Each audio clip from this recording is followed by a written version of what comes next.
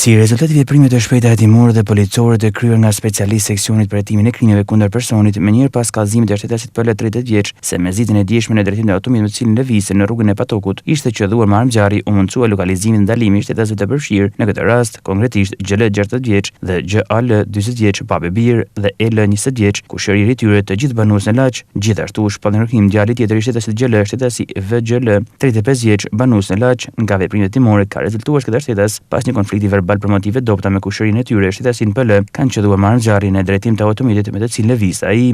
Nga ky rast nuk pati shtetasi dëmtuar. Shtetasi PL gjatë largimit nga vendngjarja ka përplasur me automjetin që drejtonte një automjet me pasojë vetëm të materiale. Automjeti 30 vjeçarit u sekuestrua me cilësinë e provës materiale, po punohet për kapjen e shtetasit VGL për gjetjen e armës së zjarrit, si dhe në drejtimin e prokurisë për individualizimin e përgjegjësisë penale të secilit prej shtetasëve të përfshirë në të rast njofton policia. Matat poshtyriale ju referuan prokurisë së Lezhës për veprimet e mëtejshme.